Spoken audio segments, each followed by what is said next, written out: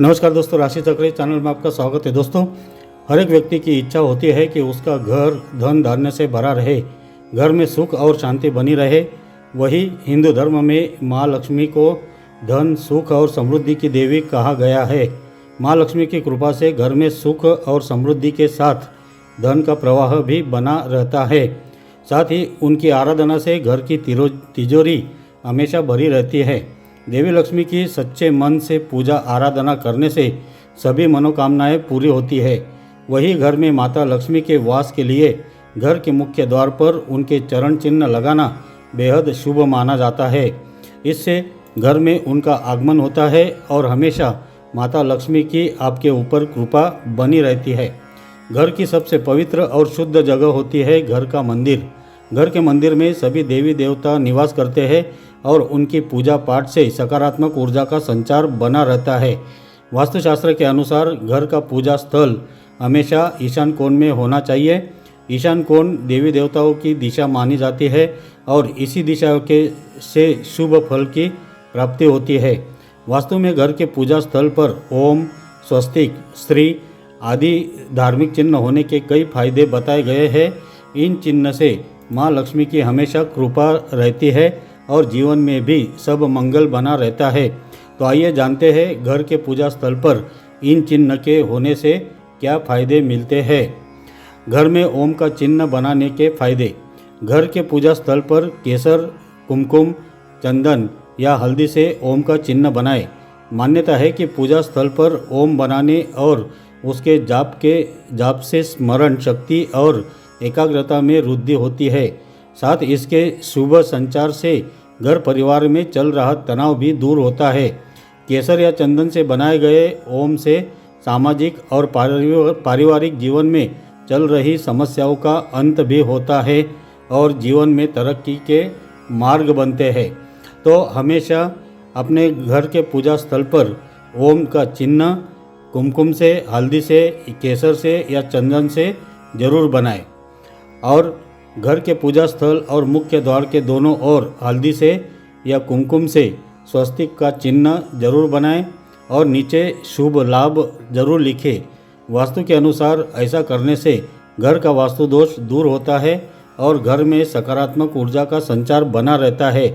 जब भी स्वस्तिक का चिन्ह बनाएं तो ध्यान रखें कि वह 1 उंगली लंबा और 1 उंगली छोटा होना चाहिए। यह चिन्ह अशुभ प्रभाव को रोकता है और माँ लक्ष्मी की कृपा बनी रहती है, जिससे करियर में तरक्की के योग बनते हैं।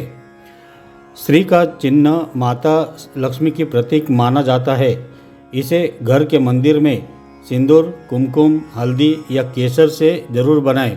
इस चिन्ह के बनाने से जीवन में सुख समृद्धि आती है और माता लक्ष्मी की भी विशेष कृपा बनी रहती है।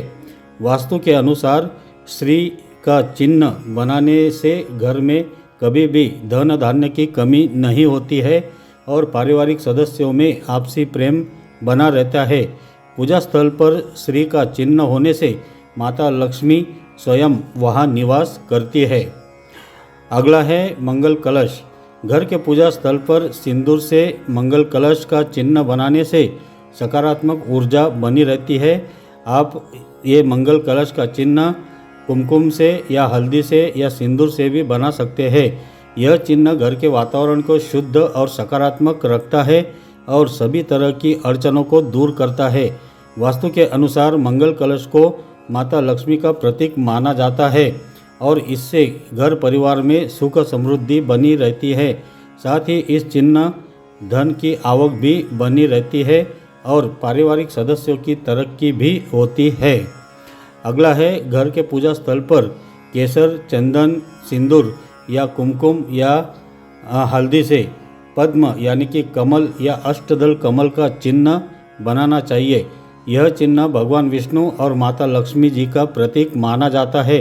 वास्तु शास्त्र के अनुसार इस चिन्ह के बनाने से लक्ष्मी नारायण की कृपा बनी रहती है और घर में धन धान्य की कमी नहीं होती है।